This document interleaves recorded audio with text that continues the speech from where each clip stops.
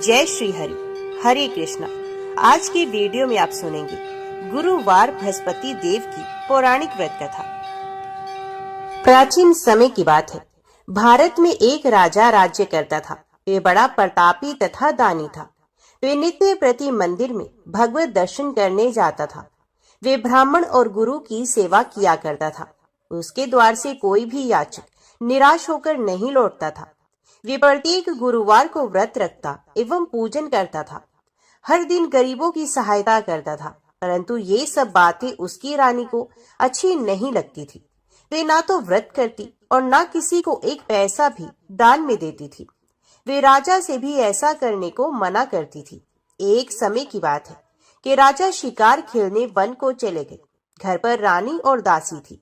उस समय भगवान बृहस्पति देव साधु का वेश धारण कर राजा के दरवाजे पर भिक्षा मांगने के लिए आए। साधु ने रानी से भिक्षा मांगी तो वे कहने लगी कि हे साधु महाराज, मैं इस दान और पुण्य से तंग आ गई हूँ। इस कार्य के लिए तो मेरे पति देव ही बहुत है। अब आप ऐसी कृपा करें कि ये सारा धन नष्ट हो जाए तथा मैं आराम से रह सकूं। साधु रूपी बृहस्पति देव ने कहा कि हे देवी, तुम बड़ी विचित्र हो। संतान और धन से कोई दुखी नहीं होता है, इसको सभी चाहते हैं। पापी भी पुत्र और धन की इच्छा रखता है। अगर तुम्हारे पास धन अधिक है तो भूखे मनुष्यों को भोजन कराओ, पियाओ लगवाओ, ब्राह्मणों को दान दो, धर्मशालाएं बनवाओ, कुआं, तालाब, बावड़ी, बाग बगीचे आदि का निर्माण करवा दो तथा निर्धन की कुंवारी कन्याओं का विवाह करवा दो। साथ ही यज्ञ आदि क्रम करो। इस प्रकार के कर्मों से आपके कुल का और आपका नाम परलोक में भी सार्थक होगा एवं तुम्हें भी स्वर्ग की प्राप्ति होगी। परंतु रानी साधु की इन बातों से खुश ना हुई। उसने कहा, हे साधु महाराज, मुझे ऐसे धन की आवश्यकता नहीं जिसको मैं अन्य लोगों को दान देती फिरूं तथा जिसको रखने और संभालने में ही मेरा सारा समय नष्ट हो जाए। साधु ने कहा, हे देवी, यदि तुम्हारी ऐसी ही इच्छा है तो जैसा मैं तुम्हें बताता हूँ तुम वैसा ही करना। बृहस्पतिवार के दिन घर आंगन को गोबर से लिपना, अपने केशों को पीली मिट्टी से धोना, केशों को धोते समय स्नान करना, राजा से कहना कि वे हजामत करवाए, भोजन में मांस मदिरा खाना, कपड़े धोबी के यहाँ धुलने देना। इस प्रकार 7 बृहस्पतिवार करने से तुम्हारा सारा धन नष्ट हो जाएगा। ये कहकर साधु महाराज रूपी बृहस्पति देव अंतर ध्यान हो गए। रानी ने साधु के कहने के अनुसार 7 बृहस्पतिवार तक वैसा ही करने का विचार किया। साधु के बताए अनुसार कार्य करते हुए केवल 3 बृहस्पतिवार ही बीते थे कि उसकी समस्त धन संपत्ति नष्ट हो गई। भोजन के लिए दोनों समय परिवार तरसने लगा तथा सांसारिक भोगों से दुखी रहने लगे। तब राजा रानी से कहने लगा कि हे रानी, तुम यहाँ पर रहो, मैं दूसरे देश को जाता हूँ, क्योंकि यहाँ पर मुझे सभी मनुष्य जानते हैं, इसलिए मैं यहाँ पर कोई काम नहीं कर सकता। मैं परदेश जा रहा हूँ, वहाँ कोई काम धंधा कर लूंगा, शायद हमारे भाग्य बदल जाए। ऐसा कहकर राजा परदेश चला गया। वे वहाँ जंगल से लकड़ी काट कर लाता और शहर में बेचता। इस तरह जीवन व्यतीत करने लगा। इधर राजा के बिना रानी और दासी दुखी रहने लगी। किसी दिन एक समय भोजन मिलता और किसी दिन जल पीकर ही रह जाती। एक समय रानी और दासी को 7 दिन बिना भोजन के व्यतीत करने पड़े। तो रानी ने अपनी दासी से कहा कि हे दासी, यहाँ पास ही के नगर में मेरी बहन रहती है, वे बड़ी धनवान है, तो उसके पास जा और वहाँ से 5 से खाना मांग कर ले आ, जिससे कुछ समय के लिए गुजारा हो जाएगा। दासी रानी की बहन के पास गई। रानी की बहन उस समय पूजा कर रही थी। बृहस्पतिवार का दिन था। दासी ने रानी की बहन से कहा कि हे रानी, मुझे आपकी बहन ने भेजा है, मुझे 5 सेर भेजर दे दो। दासी ने ये बात अनेक बार कही, परंतु रानी की बहन ने कोई भी उत्तर नहीं दिया, क्योंकि वे उस समय बृहस्पतिवार की कथा सुन रही थी। जब दासी को रानी की बहन से कोई उत्तर नहीं मिला तो वे बहुत दुखी हुई। उसे क्रोध भी आया। वे लौटकर रानी से बोली, हे रानी, आपकी बहन बहुत ही घमंडी है, ये छोटे लोगों से बात भी नहीं करती। मैंने उससे कहा तो उसने कोई उत्तर नहीं दिया। मैं वापस चली आई। रानी बोली, हे दासी, उसका कोई दोष नहीं। जब बुरे दिन आते हैं तब कोई सहारा नहीं होता। अच्छे बुरे का पता विपत्ति में ही लगता है। जो ईश्वर की इच्छा होगी वही होगा। ये सब हमारे भाग्य का दोष है। उधर रानी की बहन ने सोचा कि मेरी बहन की दासी आई थी, परंतु मैं उससे नहीं बोली, इससे वे बहुत दुखी हुई होगी। अतः कथा सुन और भगवान विष्णु का पूजन समाप्त कर वे अपनी बहन के घर आई और कहने लगी कि हे बहन, मैं बृहस्पतिवार का व्रत कर रही थी। तुम्हारी दासी हमारे घर पर आई थी, परंतु जब तक कथा होती है तब तक हम लोग न उठते हैं न बोलते हैं, इसलिए मैं नहीं बोली। कहो दासी क्यों गई थी? रानी बोली, बहन, हमारे घर में अनाज नहीं था, वैसे तुमसे कोई बात छिपी नहीं, इस कारण मैंने दासी को तुम्हारे पास 5 सेर भेजर लेने के लिए भेजा था। रानी की बहन बोली, बहन देखो, बृहस्पति भगवान सबकी मनोकामना पूर्ण करते हैं। देखो शायद तुम्हारे घर में ही अनाज रखा हो। ये सुनकर दासी घर के अंदर गई तो वहां उसे एक घड़ा भेजर का भरा हुआ मिल गया। उसे बड़ी हैरानी हुई क्योंकि उसने एक एक बर्तन देख लिया था। उसने बाहर आकर रानी को बताया। दासी अपनी रानी से कहने लगी, हे रानी देखो, वैसे हमको जब अन्न नहीं मिलता तो हम रोज ही व्रत करते हैं। अगर इनसे इस व्रत की विधि और कथा पूछ ली जाए तो उसे हम भी कर लिया करेंगे। दासी के कहने पर रानी ने अपनी बहन से बृहस्पतिवार व्रत के बारे में पूछा। उसकी बहन ने बताया, हे रानी, बृहस्पतिवार को सूर्य उदय से पूर्व उठकर स्नान करके बृहस्पतिवार का व्रत करना चाहिए, लेकिन उस दिन सर नहीं धोना चाहिए। बृहस्पतिवार के दिन में चने की दाल और मुनक्का से विष्णु भगवान को केले के वृक्ष की जड़ से पूजन करें तथा दीपक जलाए। उस दिन एक ही समय भोजन करें। भोजन पीले खाद्य पदार्थ का करें तथा कथा सुने। इस प्रकार करने से गुरु भगवान प्रसन्न होते हैं, अन्न पुत्र धन देते हैं। इस तरह व्रत और पूजन की विधि बताकर रानी की बहन अपने घर लौट गई। रानी और दासी दोनों ने निश्चय किया कि वे बृहस्पति देव भगवान का पूजन जरूर करेंगी। 7 दिन के बाद जब बृहस्पतिवार आया तो उन्होंने व्रत को रखा। घुड़साल में जाकर चना और गुड़ बीन लाई तथा उसकी डाल से केले की जड़ में विष्णु भगवान का पूजन किया। अब भोजन कहाँ से आए? दोनों बड़ी दुखी हुई, परंतु उन्होंने व्रत किया था, इस कारण देव बृहस्पति भगवान प्रसन्न हो गए। वे एक साधारण व्यक्ति के रूप में 2 थालों में सुंदर पीला भोजन लेकर आए और दासी को देकर बोले, हे दासी, ये भोजन तुम्हारे और रानी के लिए है, तुम दोनों करना। दासी भोजन पाकर बड़ी प्रसन्न हुई और रानी से बोली, रानी जी भोजन कर लो। रानी को भोजन आने के बारे में कुछ पता नहीं था, इसलिए वे दासी से बोली, जा तू ही भोजन कर, क्योंकि तू हमारी व्यर्थ में हंसी उड़ाती है। दासी बोली, एक व्यक्ति अभी भोजन दे गया है। रानी कहने लगी, वे भोजन तेरे लिए ही दे गया है, तू ही भोजन कर। दासी ने कहा, वे व्यक्ति हम दोनों के लिए 2 थालों में भोजन दे गया है, इसलिए मैं और आप दोनों ही साथ साथ भोजन करेंगे। फिर दोनों ने गुरु भगवान को नमस्कार कर भोजन प्रारंभ किया। उसके बाद से वे प्रत्येक बृहस्पतिवार को गुरु भगवान का व्रत और पूजन करने लगी। बृहस्पति भगवान की कृपा से उनके पास धन हो गया, परंतु रानी फिर पहले की तरह ही आलस्य करने लगी। तब दासी बोली, देखो रानी, तुम पहले भी इसी प्रकार आलस्य करती थी, तुम्हें धन के रखने में कष्ट होता था, इसी कारण सभी धन नष्ट हो गया। अब गुरु भगवान की कृपा से धन मिला है तो फिर तुम्हें आलस्य होता है। बड़ी मुसीबतों के साथ हमने ये धन पाया है, इसलिए हमें दान पुण्य करना चाहिए। तुम भूखे मनुष्य को भोजन करवाओ, प्याऊ लगवाओ, ब्राह्मणों को दान दो, कुआं तालाब बावड़ी आदि का निर्माण करवाओ, मंदिर पाठशाला बनवाकर दान दो, कुंवारी कन्याओं का विवाह करवा दो। धन को शुभ कार्यों में खर्च करो, जिससे तुम्हारे कुल का यश बढ़े तथा स्वर्ग प्राप्त हो और पितृ प्रसन्न हो। दासी की बात मानकर रानी ने इसी प्रकार के कर्म करने शुरू किए, जिससे उनका काफी यश फैलने लगा।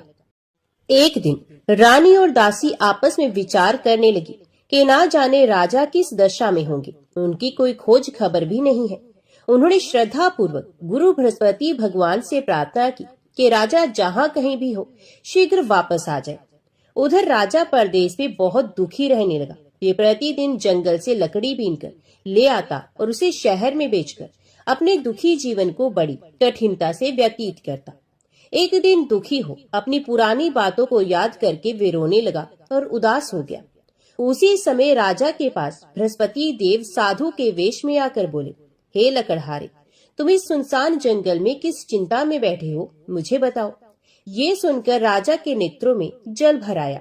साधु की वंदना कर राजा ने अपनी संपूर्ण कहानी सुना दी। महात्मा दयालु होते हैं।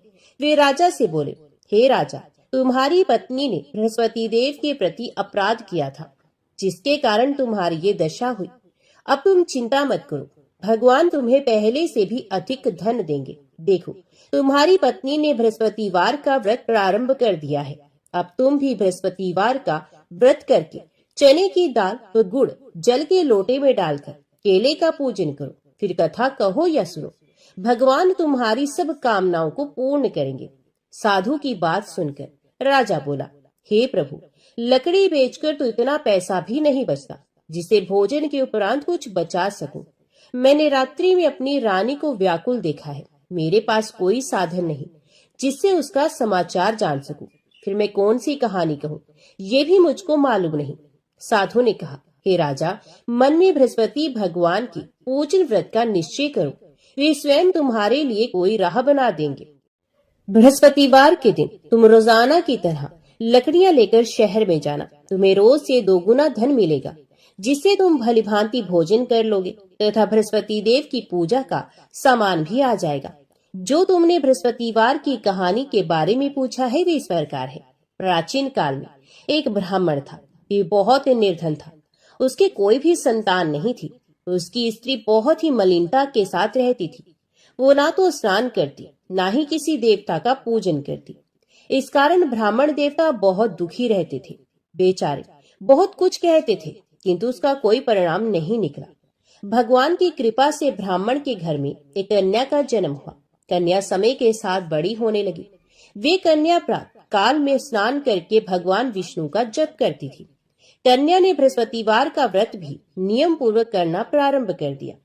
पूजा पाठ समाप्त होने पर पाठशाला जाती तो अपनी मुट्ठी में जो भर के ले जाती और पाठशाला के मार्ग में डालती जाती। लौटते समय वही जो स्वर्ण के हो जाते तो उनको बीनकर घर ले आती। एक दिन वह कन्या सूप में उन सोने के जौ को फटक कर साफ कर रही थी। तभी कन्या की माँ ने देख लिया और कहा कि हे बेटी, सोने के जौ को फटकने के लिए तो सोने का सूप भी होना चाहिए। दूसरे दिन बृहस्पतिवार का दिन था। कन्या ने व्रत रखा और बृहस्पति देव से प्रार्थना की कि हे बृहस्पति देव, मुझे सोने का सूप दे दो। बृहस्पति देव ने उसकी प्रार्थना स्वीकार की। फिर रोजाना की तरह वे कन्या जो फैलाती हुई पाठशाला चली गई। पाठशाला से लौटकर जब वे नित्य की भांति जो बीन रही थी तो बृहस्पति देव की कृपा से उसे सोने का सूप मार्ग में पड़ा हुआ मिला। उस सोने के सूप को वे घर ले आई और उसे जो साफ करने लगी, परंतु उसकी माँ का वही ढंग रहा। एक दिन की बात है, जब कन्या सोने के सूप में जो साफ कर रही थी, उसी समय जिस नगर में कन्या और उसका परिवार रहता था, उसी नगर का राजकुमार उसके घर के पास से निकला। कन्या के रंग और रूप को देखकर वे कन्या पर मोहित हो गया। जब वह अपने राजमहल में आया तो वह बहुत उदास हो गया, बिना भोजन किए ही लेट गया। राजा को जब राजकुमार द्वारा अन्न जल त्यागने का समाचार ज्ञात हुआ, अपने मंत्रियों के साथ वे राजकुमार के पास गया और पूछा कि हे पुत्र, तुम्हें किस बात का दुख है और तुमने भोजन क्यों त्याग दिया है? राजकुमार ने कहा कि हे पिताश्री, मुझे किसी बात का दुख नहीं, परंतु मैं उस लड़की से विवाह करना चाहता हूँ जो सोने के सूप में सोने के जौ साफ कर रही थी। राजा ने कहा कि राजकुमार, आप उस कन्या का नाम और पता बताओ, मैं निश्चित रूप से तुम्हारा विवाह उसी कन्या से करवा दूंगा। राजकुमार ने राजा को उस लड़की के घर का पता बता दिया। मंत्री उस लड़की के घर गया। मंत्री ने ब्राह्मण के समक्ष राजा की ओर से निवेदन किया। कुछ ही दिन के बाद ब्राह्मण की कन्या का विवाह राजकुमार के साथ संपन्न हो गया। कन्या के घर से जाते ही ब्राह्मण के घर में पहले की ही भांति गरीबी का निवास हो गया। अब भोजन के लिए अन्न भी बड़ी मुश्किल से मिलता था। एक दिन दुखी होकर ब्राह्मण अपनी पुत्री से मिलने गया। बेटी ने पिता की अवस्था को देखा और अपनी माँ का हाल पूछा। ब्राह्मण ने सभी हाल कह सुनाया। कन्या ने बहुत सा धन देकर अपने पिता को विदा किया, लेकिन कुछ दिन के बाद फिर वही हाल हो गया। ब्राह्मण फिर अपनी कन्या के यहाँ गया और सभी हाल कह सुनाया। पुत्री बोली, हे पिताजी, आप माता जी को यहाँ ले आइए, मैं उन्हें वे विधि बता दूंगी जिससे आपकी सारी गरीबी दूर हो जाएगी। ब्राह्मण देवता अपनी स्त्री को साथ लेकर अपनी पुत्री के पास राजमहल में पहुंचे तो पुत्री अपनी माँ को समझाने लगी कि हे माँ, तुम प्रातः काल स्नान आदि करके भगवान विष्णु की पूजा करो तो घर की सब दरिद्रता और कष्ट दूर हो जाएंगे। परंतु उसकी माँ ने उसकी एक भी बात नहीं मानी। वे पहले की ही तरह प्रातः काल उठकर अपनी पुत्री की बची जूठन को खा लेती थी। एक दिन उसकी पुत्री को बहुत गुस्सा आया। उसने अपनी माँ को एक कोठरी में बंद कर दिया। प्रातः काल में अपनी माँ को कोठरी से बाहर निकालकर स्नान आदि के द्वारा पूजा पाठ करवाया तो उसकी माँ की बुद्धि ठीक हुई। इसके बाद उसकी माँ भी नियम से नित्य पूजा पाठ करने लगी और प्रत्येक बृहस्पतिवार को व्रत करने लगी। इस व्रत के प्रभाव से मृत्यु के बाद वे स्वर्ग को गई। ये ब्राह्मण भी सुख पूर्वक इस लोक का सुख भोग कर स्वर्ग को प्राप्त हुआ। इस तरह कहानी कहकर साधु बने देवता वहां से अंतर ध्यान हो गए। धीरे धीरे समय व्यतीत होने पर फिर बृहस्पतिवार का दिन आया। राजा जंगल से लकड़ी काटकर शहर में बेचने गया। उसे उस दिन और दिनों से अधिक धन मिला। लकड़हारा बने राजा ने चना गुड़ आदि लाकर बृहस्पतिवार का व्रत किया। उस दिन से उसके सभी कलेश दूर हो गए। परंतु जब अगले बृहस्पतिवार का दिन आया तो लकड़हारा बना राजा बृहस्पतिवार का व्रत करना भूल गया। इस कारण बृहस्पति भगवान नाराज हो गए। उस दिन उस नगर के राजा ने विशाल यज्ञ का आयोजन किया था तथा अपने समस्त राज्य में घोषणा करवा दी कि सभी राजमहल में भोजन करने आए, कोई अपने घर में खाने के लिए चूल्हा ना जलाए। इस आज्ञा को जो नहीं मानेगा उसको फांसी दे दी जाएगी। राजा की आज्ञा अनुसार राज्य के सभी वासी राजा के भोज में सम्मिलित हुए, लेकिन लकड़हारा कुछ देर से पहुंचा, इसलिए राजा उसको अपने साथ महल में ले गए। जब राजा लकड़हारे को भोजन करा रहे थे तो रानी की दृष्टि उस खूंटी पर पड़ी जिस पर रानी का हार लटका हुआ था। उसे हार खूंटी पर लटका दिखाई नहीं दिया। रानी को निश्चय हो गया कि मेरा हार इस लकड़हारे ने चुराया है। उसी समय सैनिक बुलवाकर लकड़हारे को जेल में डलवा दिया गया। लकड़हारा जेल में विचार करने लगा कि ना जाने कौन से पूर्व जन्म के कर्म से मुझे ये दुख प्राप्त हुआ, और जंगल में मिले उस साधु को याद करने लगा। उसी समय बृहस्पति देव साधु के रूप में प्रकट हो गए और कहने लगे, अरे मूर्ख, तुमने बृहस्पति देव का व्रत और पूजा नहीं की और सुख में उन्हें भूल गए, इसी कारण तुझे ये दुख प्राप्त हुआ। अब चिंता मत कर, बृहस्पतिवार के दिन जेल खाने के दरवाजे पर तुझे 4 पैसे पड़े मिलेंगे। उनसे तुम बृहस्पतिवार की पूजा करना तो तुम्हारे सभी कष्ट दूर हो जाएंगे। अगले बृहस्पतिवार उसी जेल के दरवाजे पर 4 पैसे पड़े मिले। राजा ने पूजा का सामान मंगवाकर कथा कही और प्रसाद बांटा। उसी रात्रि में बृहस्पति देव ने उस नगर के राजा के स्वप्न में आकर उससे कहा, हे राजा, तूने जिसे जेल में बंद किया है उसे कल छोड़ देना, वे निर्दोष है। राजा प्रातःकाल उठा और खूंटी पर हार टंगा देकर लकड़हारे को बुलाकर उस लकड़हारे से क्षमा मांगी और लकड़हारे बने राजा के योग्य सुंदर वस्त्र आभूषण भेंट कर उसे विदा किया। उस साधु की आज्ञा अनुसार राजा अपने नगर को चला गया। राजा जब नगर के निकट पहुंचा उसे बड़ा ही आश्चर्य हुआ। नगर में पहले से अधिक बाग, तालाब, कुएं और बहुत सी धर्मशालाएं, मंदिर आदि बने हुए थे। राजा ने नगर के एक व्यक्ति से पूछा कि ये किसका बाग और धर्मशाला है। तब नगर के उस व्यक्ति ने बताया, ये सब इस राज्य की रानी और दासी द्वारा बनाए गए हैं। राजा को आश्चर्य हुआ और गुस्सा भी आया कि उसकी अनुपस्थिति में रानी के पास धन कहाँ से आया होगा। जब रानी ने ये खबर सुनी कि राजा आ रहे हैं तो उसने अपनी दासी से कहा कि हे दासी देख, राजा हमको कितनी बुरी हालत में छोड़कर गए थे। ये हमारी ऐसी हालत देखकर लौट ना जाए, इसलिए तू दरवाजे पर खड़ी हो जा। रानी की आज्ञा अनुसार दासी दरवाजे पर खड़ी हो गई और जब राजा आए तो उन्हें अपने साथ महल में ले आई। तब राजा ने क्रोध करके अपनी तलवार निकाली और पूछने लगा, बताओ ये धन तुम्हें कैसे प्राप्त हुआ। तब रानी ने सारी कथा कह सुनाई। राजा ने निश्चय किया कि मैं रोजाना दिन में 3 बार कहानी कहा करूंगा और रोज व्रत किया करूंगा। अब हर समय राजा के दुपट्टे में चने की दाल बंधी रहती तथा दिन में 3 बार कथा कहता। एक रोज राजा ने विचार किया कि चलो अपनी बहन के यहाँ हुआ। इस तरह का निश्चय कर राजा घोड़े पर सवार हो अपनी बहन के यहाँ चल दिया। मार्ग में उसने देखा कि कुछ आदमी एक मुर्दे को लिए जा रहे हैं। उन्हें रोककर राजा कहने लगा, अरे भैया, मेरी बृहस्पतिवार की कथा सुन लो। वे लोग बोले, लो, हमारा तो आदमी मर गया है, इसको अपनी कथा की पड़ी है। परंतु कुछ आदमी बोले, अच्छा कहो, हम तुम्हारी कथा भी सुनेंगे। राजा ने दाल निकाली और कथा कहना शुरू किया। जब कथा आधी हुई तो मुर्दा हिलने लगा और जब कथा समाप्त हुई तो राम राम करके वे मुर्दा खड़ा हो गया। राजा आगे बढ़ा। उसे चलते चलते शाम हो गई।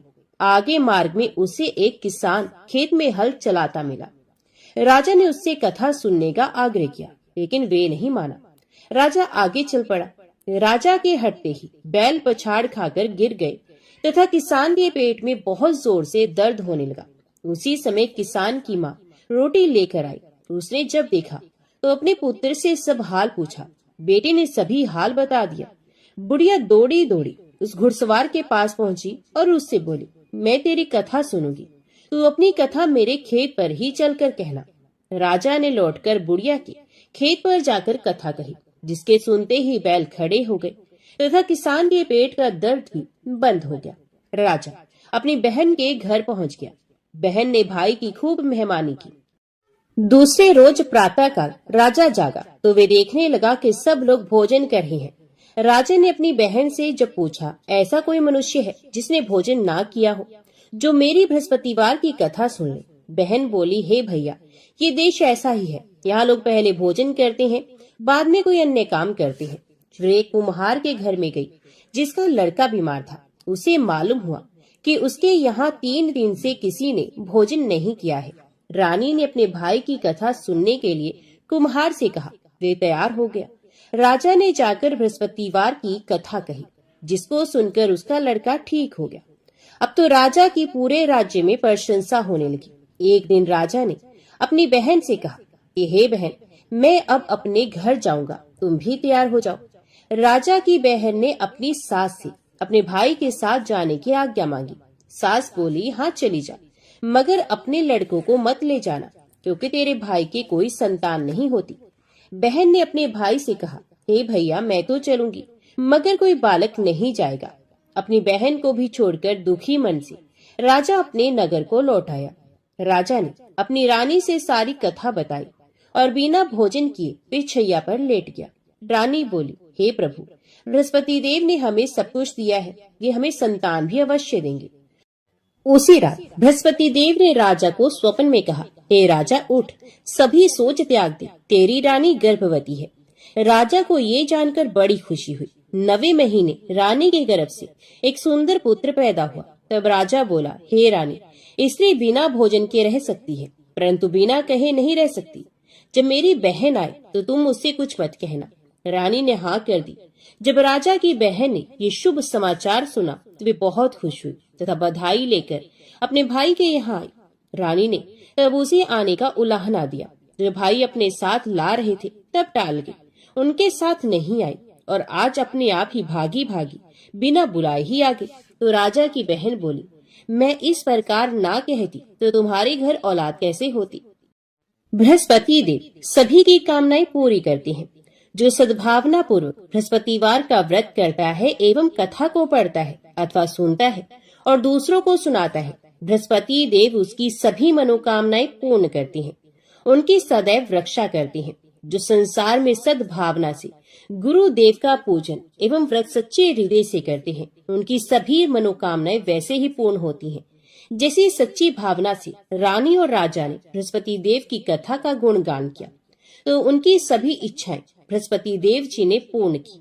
अनजाने में भी बृहस्पति देव की उपेक्षा न करें, ऐसा करने से सुख शांति नष्ट हो जाती है। इसलिए सबको कथा सुनने के बाद प्रसाद लेकर ही जाना चाहिए। हृदय से उनका मनन करते हुए जयकारा बोलना चाहिए।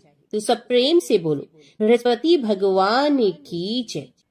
भगवान के सच्चे विश्वासी भक्त प्रेम पूर्वक निरंतर भजन करते हैं। परंतु भजन के बदले में कुछ भी नहीं चाहते।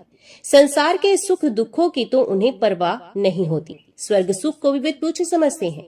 यहाँ तक कि मोक्ष और साक्षात भगवत प्राप्ति का लोभ भी उन्हें भजन से डिगा नहीं सकता। ये भजन करते हैं, क्यों करते हैं, इसका उनके पास जवाब नहीं होता, परंतु ये निश्चित है कि भजन किए बिना उनसे क्षण भर भी नहीं रहा जाता। उनके लिए भजन का त्याग उतना ही असाध्य है जितना जीवन के लिए प्राणों का। वस्तुत ये उदाहरण भी भक्त के द्वारा होने वाले भजन की तुलना नहीं कर सकता। ये तो समझने के लिए एक संकेत मात्र है। जो लोग सांसारिक भोग सुखों की प्राप्ति में भजन का सफल होना समझते हैं और इसी में भगवत कृपा मानते हैं तथा सांसारिक विपत्तियों और कष्टों में भगवान को भूल जाते हैं, कोसते हैं, उनकी अकृपा मानते हैं और कहीं कहीं तो भगवान की दया तथा उनके अस्तित्व पर संदेह करने लगते हैं, वे वस्तुत बड़े ही दयनीय हैं।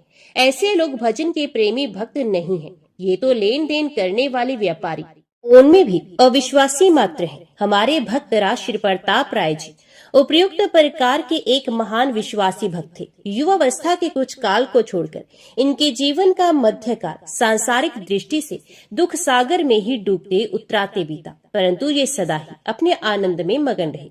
किसी भी दुख की ताकत नहीं हुई कि वे इनके दिल पर कुछ भी असर डाल सके। भक्त प्रताप राय जी क्षत्रिय थे। उनके पूर्वज बहुत समय से बंगाल में जा बसे थे। इनकी भाषा, वेश तथा चाल चलन में काफी बंगालीपन आ गया था, परंतु खानपान शुद्ध था। श्री गोपाल जी की भक्ति तो इनकी मानो बपोती थी। चारों ओर आमिष भोजी शक्ति उपासकों से घिरे रहने पर भी इनके परिवार में वैष्णवता का मानो अखंड एक क्षत्र साम्राज्य था। पश्चिम बंगाल के हरसोला नामक गांव में ये रहते थे। इनके पिता का नाम भानु राय और माता का नाम कुसुमी था। दोनों बड़े ही धार्मिक और भक्त थे। इनके पास जमीन थी और उसमें काफी अनाज होता था। पशुधन भी पर्याप्त था। कुछ महाजनिकन काम करते थे। उचित ब्याज पर आसपास के गांव वालों को रुपए दिया करते थे। अपनी स्थिति में ये मस्त थे। घर की आवश्यकता के अनुसार इनको किसी बात की कमी नहीं थी। प्रताप राय इस भगवान दंपत्ति के एकमात्र लाडले पुत्र थे। माता पिता ही संतान के सबसे पहले गुरु होते हैं। बच्चों का दुलार तो अवश्य ही करना चाहिए, परंतु ऐसा नहीं करना चाहिए जिससे उनमें बुरी आदत पड़े और आगे चलकर उसका बुरा फल उन्हें भोगना पड़े। प्रताप राय के माता पिता इस विषय में बड़े सावधान थे। 2 बहनों के बीच में प्रताप एक ही लड़के थे। माता पिता के हृदय के परम धन थे, परंतु उन्होंने उनमें एक भी बुरी आदत नहीं पड़ने दी। माता पिता के शिक्षा के प्रभाव से वे सवेरे उठते, भगवान का स्मरण करते, माता पिता के चरणों में प्रणाम करते, नहा धोकर तुलसी का पौधा सींचते, घर में ठाकुर जी के दर्शन करते, कुछ जप करते, तब सवेरे का व्यालू करते, सबसे मीठा और विनय के साथ बोलते, हठ नहीं करते, माता पिता के सामने कभी नहीं बोलते। प्रताप जैसे देखने में सुंदर थे, वैसे ही बल्कि उससे कहीं अधिक हृदय से और बर्ताव में सुंदर थे। उनसे जो एक बार बात कर लेता वही मुग्ध हो जाता। माता पिता ने प्रताप में कष्ट सहने की भी आदत डाली थी। धूप वर्षा सहना, जाड़े में बिना कपड़े के रह जाना, हाथ से सब काम कर लेना, बहनों से ईर्ष्या ना करना, कपड़े गहने के लिए कभी ना ललचाना, बहुत सादे और मोटे कपड़े पहनने में आनंद मानना, जीभ के स्वाद और शरीर की सजावट से घृणा करना, शौकीनी बिल्कुल ना जानना और किसी भी काम के करने में ना लजाना उनके खास गुण थे। वे कोई भी चीज अकेले नहीं खाते, पहले अपने बहनों को देते तब खाते। बहनें भी उनसे बहुत प्यार करती। इस प्रकार प्रताप राय का लड़कपन माता पिता की देख रेख में बहुत ही आनंद से बीता। प्रताप राय की बड़ी बहन का नाम लक्ष्मी था और छोटी का नाम माधवी। लक्ष्मी का विवाह तो पहले ही कर दिया गया था। प्रताप राय का विवाह 13 साल की उम्र में और माधवी का 11 साल की उम्र में कर दिया गया था। दोनों को विवाह 5-7 दिनों के अंतर से एक ही साथ हुए। प्रताप राय के विवाह के बाद 10 साल तक भानु राय जीवित रहे। इसी बीच में घर का सब काम प्रताप राय करने लगे। प्रताप राय के एक पुत्र भी हो गया। प्रताप राय जब 23 वर्ष के हुए तब पिता भानु राय का देहांत हो गया। पिता की मृत्यु से यद्यपि प्रताप राय के सर का छत्र ही टूट गया, परंतु उनकी विलक्षण विषय विरक्ति तथा भक्ति निष्ठा ने उनको दुखी होने नहीं दिया। उन्होंने सोचा, संसार में स्थिर क्या है? जो जन्मा उसकी मृत्यु अवश्यंभावी है। संसार के सभी संयोग वियोग को साथ लिए ही आते हैं। आत्मा अमर है, कभी मरता नहीं, और अनित्य तथा क्षणभंगुर शरीर स्थायी रहता नहीं। फिर चिंता किस बात की? पिताजी भगवान के भक्त थे। भगवान का नाम जप करते करते पिताजी ने इतनी आसानी से शरीर छोड़ दिया मानो अंग से सूखे फूलों की माला उतार दी हो। उन्हें कोई कष्ट हुआ ही नहीं। मरने में कष्ट तो उनको होता है जिनका मन भोगों में फंसा होता है, जो भगवान के दयापूर्ण विधान में विश्वास नहीं करते तथा जो देह को ही आत्मा मानते हैं। पिताजी तो भगवान के अत्यंत विश्वासी भक्त थे तथा आत्मनिष्ठ थे। उन्हें मरण क्लेश क्यों होने लगा? वे भगवान के धाम में पधारे हैं, इसमें उन्हें बड़ा आनंद प्राप्त हुआ होगा। उनके इस आनंद से सर्वार्थवश द्वेष करके मैं क्यों अपनी नीचता प्रकट करूं? इस प्रकार के विचारों से प्रताप राय ने पितृ वियोग की महान दुख को सहज ही सह लिया। अब घर परिवार का सारा भार प्रताप राय पर आ पड़ा। वे घर का सब काम करते थे, परंतु जैसे भोगासक्त विषयी मनुष्य का चित्त निरंतर निष्कपट भाव में विश्व में लगा रहता है, वैसा ही उनका चित्त सदा सर्वदा श्री भगवान के स्वरूप चिंतन में लगा रहता था। वे चंपा के बगीचे में चंचरीक की तरह निर्लिप्त भाव से सब काम करते थे। कुछ समय बाद माता कुसुमी का भी ध्यान हो गया। दिन रात माता की सेवा में लगे रहने वाले प्रताप राय ने मंगल में भगवान का विधान मानकर मातृ वियोग के कष्ट को भी सहर्ष सहन कर लिया। अब उनके जीवन में नित्य नए नए संकट आने लगे, मानो भगवान उनकी विशुद्ध भक्ति की बड़ी कड़ी परीक्षा ले रहे हो। परंतु जैसे सोना तपाए जाने पर और भी खरा हो जाता है, वैसे ही कष्टों से तप तप कर उनका भक्ति रूपी स्वर्ण अधिकाधिक निर्मल, उज्जवल और महान उच्च श्रेणी का होने लगा। कुछ वर्षों बाद प्रताप राय के एकमात्र पुत्र दीनबंधु राय का भी 12 वर्ष की उम्र में देहांत हो गया। पुत्र की मृत्यु के समय प्रताप राय और उनकी पतिव्रता पत्नी मालती ने जिस धैर्य, भगवत निष्ठा तथा कर्तव्य परायणा का परिचय दिया, ये सर्वथा स्तुत्य है। दीनबंधु को सन्निपातिक ज्वर हो गया था। माता पिता ने यथासाध्य उसकी चिकित्सा कराई और भली भांति सेवा की। दोनों जने पुत्र की चारपाई के पास बैठे उसे दिन रात भगवान नाम और भगवान की लीला कथा सुनाते तथा उसके मन में संसार की असारता एवं भगवान की ही एकमात्र नित्य सत्ता का अनुभव कराने की चेष्टा करते। दिन रात की हरि चर्चा से मरणासन बालक दीनबंधु का चित्त जगत से हट गया और वे एकमात्र श्री भगवान में लग गया। इसी अवस्था में उसकी मृत्यु हो गई। यही तो वास्तविक आत्मीयता और सच्ची सेवा है। इकलौता लड़का था, परंतु भगवत विश्वासी प्रताप राय तथा मालती ने परस्पर विचार करके यही निश्चित किया, ये सब श्री भगवान की लीला है। भगवान ने इसे दिया था, इसके द्वारा अपनी सेवा कराने के लिए जब तक उनकी इच्छा रही, इसके द्वारा सेवा करने का सौभाग्य उन्होंने हम लोगों को दिया। अब वे हमें दूसरी सेवा में नियुक्त करना चाहती हैं। इसमें चिंता की कौन सी बात है? संसार तो उनकी लीला स्थली है, फिर मृत्यु है भी क्या वस्तु? ये तो जीवन नाटक का एक पर्दा है, जिसके हुए बिना नाटक की शोभा होती ही नहीं। आत्मा मरता नहीं, शरीर रहता नहीं, मिलना बिछुड़ना, संबंध होना, टूटना, ये सब इस खेल के अंग है। फिर रोना किस बात का? इस प्रकार निश्चय करके वे दोनों प्रसन्नता के साथ भगवान के भजन में लग गए। लोग उनकी स्थिति को देखकर चकित रह जाते। कुछ समय के बाद उनकी छोटी बहन माधवी के पति वल्लभ राय रोगशैया पर पड़ गए। बड़ी बहन लक्ष्मी को ये विश्वास था कि तेरे भाई प्रताप राय बड़े ही भक्त हैं, वे यदि भगवान से प्रार्थना कर देंगे तो वल्लभ की मृत्यु नहीं होगी।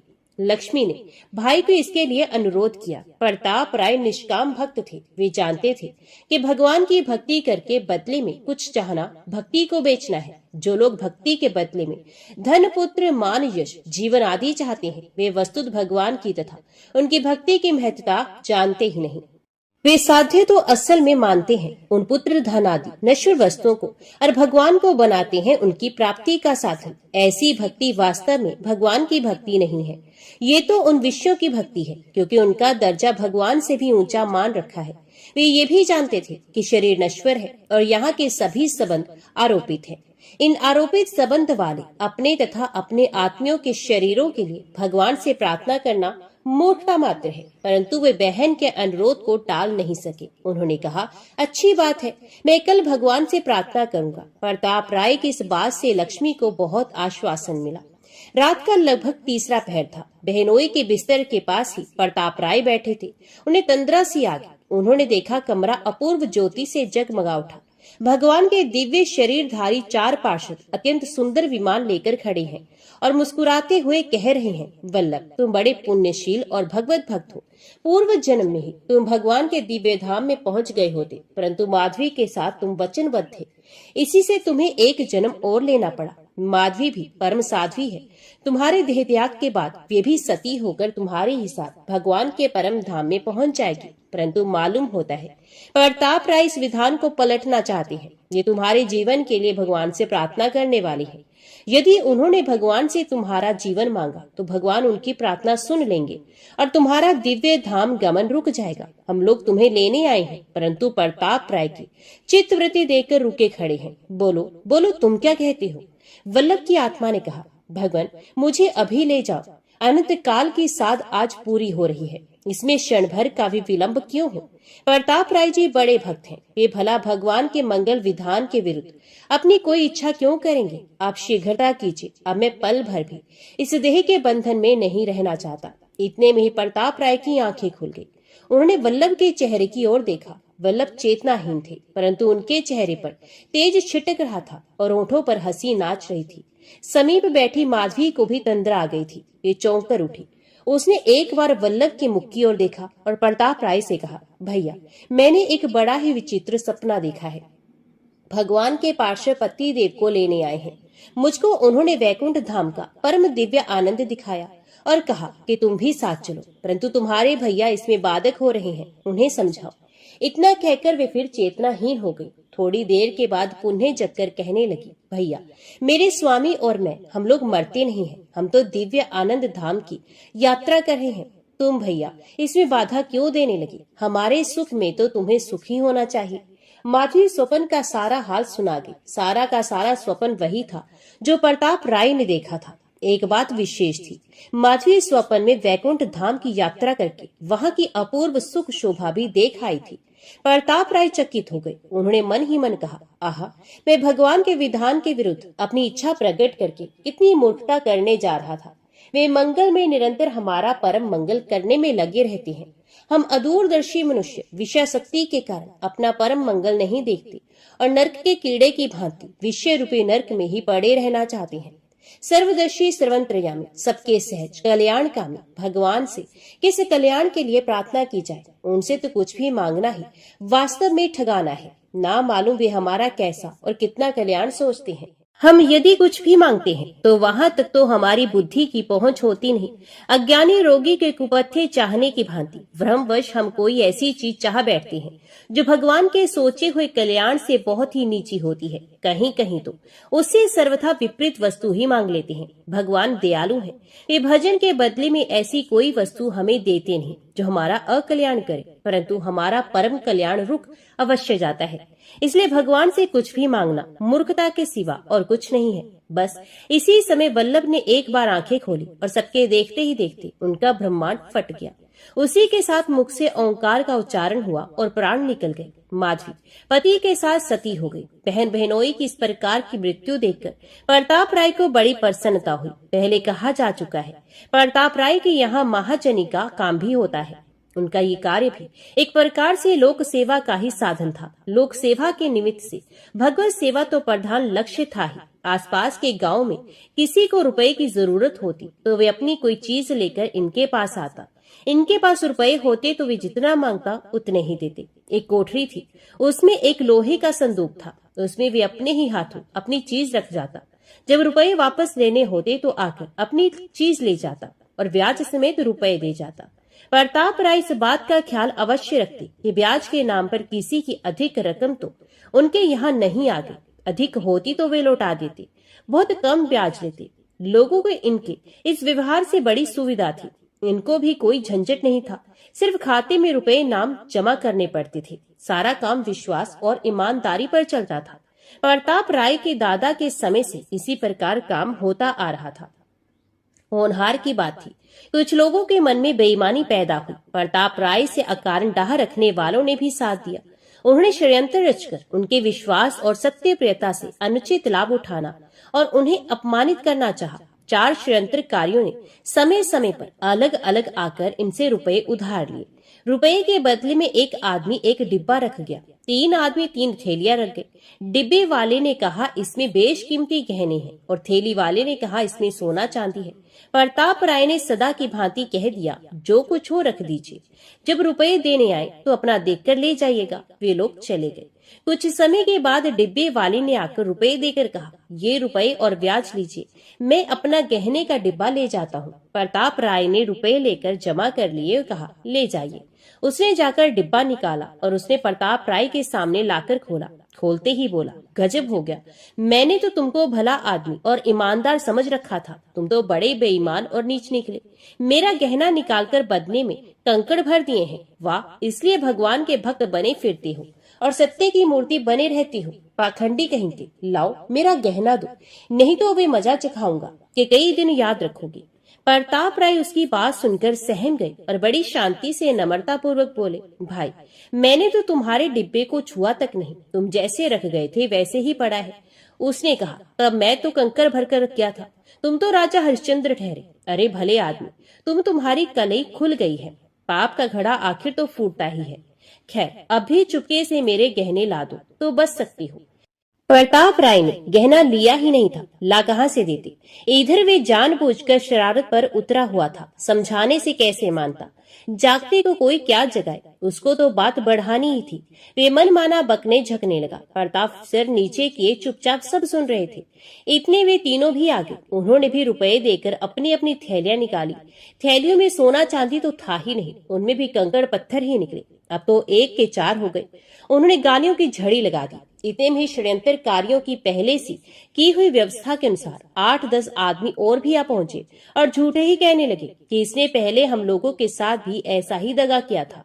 गांव के सैकड़ों आदमी इकट्ठे हो गए। अब प्रताप राय को कौन सच्चा मानता। उस समय बंगाल में मुसलमानों का राज्य था। काजी के पास फरियाद हुई, उसे कुछ लोभ दे दिया गया, न्याय का नाटक रचा गया।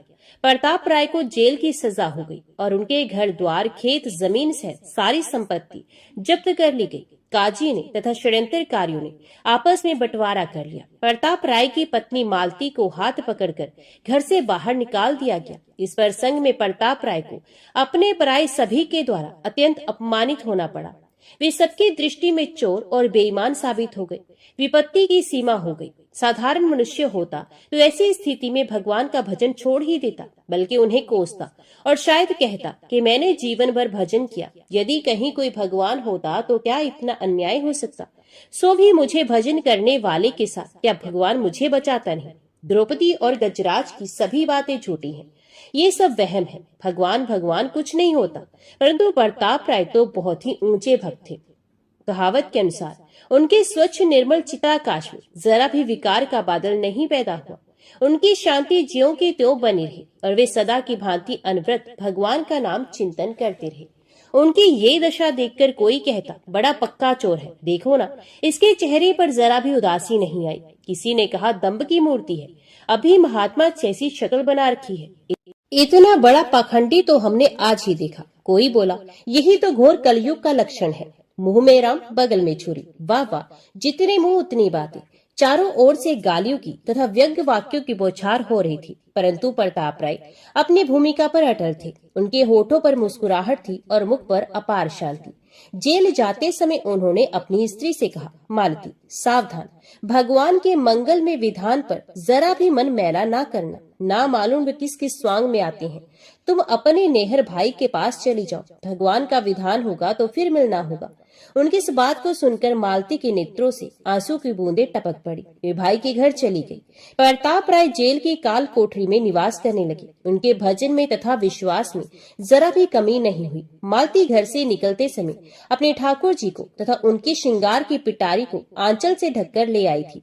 ये बात लोगों को मालूम हो गई। इस समय तो बच्चे बूढ़े सभी इनके विरोधी हो रहे थे। जनता के मत का वास्तव में कोई मूल्य नहीं होता, ये तो हवा के साथ बदलने वाला हुआ करता है। गांव के जो लोग एक ही दिन पहले प्रताप राय को महान भक्त और सत्यवादी समझते थे, वे ही आज उसे परले सिरे का धूर्त और बेईमान बताने लगे। जब आंख बदलती है तब सब कुछ अपने आप ही बदला हुआ नजर आता है। किसी ने जाकर काजी से शिकायत कर दी। काजी तो तुला ही बैठा था, झट मालती को पकड़वा मंगवाया। ठाकुर जी के गहने छीन लिए गए और जपत जायदाद को चुराकर ले जाने के अपराध में मालती को भी जेल खाने में भेज दिया गया। जेल का दरोगा भला आदमी था, उसने मालती को प्रताप राय के ही साथ रखा। भगवान के विधान से मालती का जेल खाने में पहुंचना मालती और प्रताप दोनों के लिए सुखकर हो गया। दोनों मिलकर एक चित्त से श्री भगवान का भजन करने लगे। प्रताप राय का भाव बहुत ही प्रशंसनीय था। एक दिन रात के समय प्रताप राय भगवान की स्तुति कर रहे थे। मालती भी चुपचाप चित्त के द्वारा उनके सुर में सुर मिला रही थी। प्रताप राय ने कहा, भगवान तुमने बड़ा ही अनुग्रह किया, जो सब झंझटों से छुड़ाकर हम लोगों के लिए जबरदस्ती एक एकांतवास की सुविधा कर दी। हम लोगों का तो परम धन तुम्हारा भजन ही है। इस सुविधा के कारण हमें ये परम धन सहूलियत से प्राप्त हो रहा है। हे नाथ, ऐसी कृपा करो जिससे तुम्हारे भजन में हमारी आसक्ति अत्यंत दृढ़ और पूर्ण हो जाए, यहाँ तक कि तुम्हारे मिलने पर भी तुम्हारा भजन बढ़ता ही रहे। हमें और कुछ नहीं चाहिए। दर्शन भले ही मत दो, हम ना तुम्हारे दर्शन के योग्य हैं, न हमारा अधिकार है, न हमें तुम्हारी इच्छा के विपरीत तुम्हारे दर्शन की उत्कंठा ही है। हम तो हे दया में बस तुम्हारा भजन करना चाहते हैं। तुम दर्शन दो और कहीं भजन छीन लो तो हमें तुम्हारे ऐसे दर्शन की भी इच्छा नहीं। कृपा करो प्रभु। निष्काम भक्त की वाणी सुनकर और उनके हृदय का भाव समझकर भगवान बड़े ही प्रसन्न हुए। जेल खाने की काल कोठरी धन्य हो गई। भगवान वहीं प्रकट हो गए। सहस्त्रों सूर्य के प्रकाश के समान वहां प्रकाश फैल गया। निर्भंग से खड़े हुए मुरली मनोहर श्री गोपाल जी ने प्रकट होकर भक्त दंपत्ति को गौरव मंडित कर दिया। भगवान की मनोहर झांकी के दर्शन कर प्रताप राय और मालती जगत की ओर अपनी सारी सुध बुध भूल गए। उनकी आंखें भ्रमर बनकर भगवान के मुख कमल मकरंद का अतृप्त होकर पान करने लगी। शरीर आनंद तिरेक से रोमांचित हो गए। नेत्रों से प्रेम की आंसू की धारा बह गई। वाणी रुक गई। वे दोनों भगवान के चरणों में गिर पड़े और कोमल चरणार विंदों का स्पर्श कर अत्यंत धन्य हो गए। भगवान ने कहा, वत्स प्रताप, बेटी मालती, मैं तुम लोगों की निष्ठा को देखकर बहुत ही प्रसन्न हूँ। जो लोग सांसारिक सुख और आराम के बदले में मेरा भजन बेच देते हैं वे बहुत ही भोले हैं। तुम्हारी बड़ी कठिन परीक्षा हुई, तुम पर बड़े बड़े संकट आए, परंतु तुम कभी विचलित नहीं हुए और किसी भी संकट के टल जाने के लिए भी कामना नहीं की। बात ये थी कि मैं तुम्हें विशेष रूप से अपनाना चाहता था। मैंने इसी से तुम्हारे पुराने कर्मों का बचा कुचा फल आत्मियों के वियोग, अपमान, कलंक और कारावास के रूप में भुगताकर तुम्हें कर्म मुक्त कर दिया है। अब तुम सब प्रकार से मेरे में प्रवेश करने योग्य बन गए हो। तुम जैसे ऐसी निष्ठा वाले भक्त मुझको बहुत ही प्यारे होते हैं। मेरे दर्शन बहुत ही दुर्लभ है। किसी साधना विशेष से ये नहीं होते।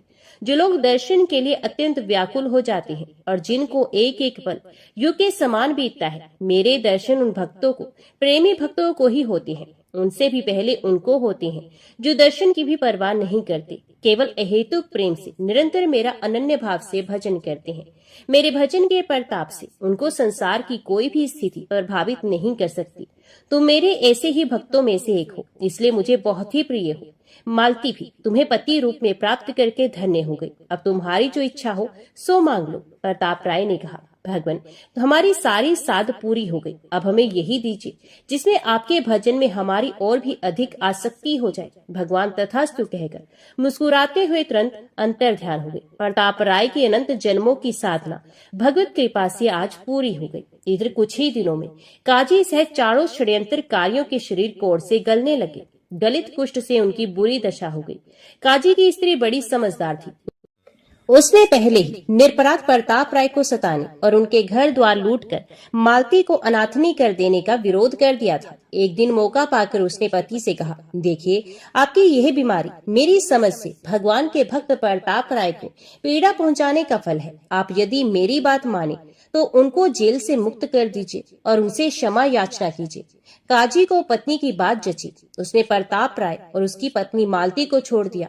इधर उन चारों दुष्टों को भी अपनी भूल समझ में आई। काजी के साथ उन चारों ने आकर प्रताप राय के चरणों में गिरकर अपना अपराध स्वीकार करते हुए क्षमा प्रार्थना की। उन्होंने कहा, आप सर्वथा निर्दोष हैं। हम बड़े ही नीच हैं जो हमने स्वार्थवश आप पर झूठा कलंक लगाया और आपको जेल खाने भेजा। आप हम लोगों को क्षमा करके भगवान से प्रार्थना कीजिए जिससे हम इस अत्यंत दुष्ट रोग से छूट जाएं। प्रताप राय ने कहा, भाइयों, तुम्हारा इसमें कुछ भी दोष नहीं। तुम तो निमित्त मात्र थे। ये सब तो हमारे किए हुए कर्मों का फल था, परंतु इससे हमें परम लाभ हुआ। हमारी अनंत जन्मों की साध पूरी हुई। हम लोग तुम्हारे इस उपकार के लिए अत्यंत कृतज्ञ हैं। इतना कहकर उन्होंने भगवान से प्रार्थना करते हुए कहा, भगवान, इन पांचों भूले हुए भाइयों का अपराध क्षमा होना चाहिए। इन्होंने काफी दंड भोग लिया है, फिर इन्होंने हमारा तो उपकार ही किया है। आप यदि कृपा करके इन्हें रोग मुक्त नहीं करेंगे तो हमें बड़ा ही दुख होगा। हे नाथ, हम आपकी शरण में हैं, रक्षा कीजिए, रक्षा कीजिए। इतना कहते ही अचानक उन पांचों के शरीर कंचन से हो गए। वे प्रताप राय के चरणों में गिर पड़े। अब तो गांव के सभी लोग, वे सभी लोग जिन्होंने झूठ मूठ ही प्रताप राय पर कलंक लगाने में सहायता दी थी, वहां आकर प्रताप राय और मालती के चरण छू छू कर उनसे बार बार क्षमा मांगने लगे। काजी ने उनकी जब्त की हुई संपत्ति लौटा दी। प्रताप राय ने सारी संपत्ति गरीबों में बांट दी और दोनों स्त्री पुरुष संसार त्याग कर श्री धाम वृंदावन को चले गए।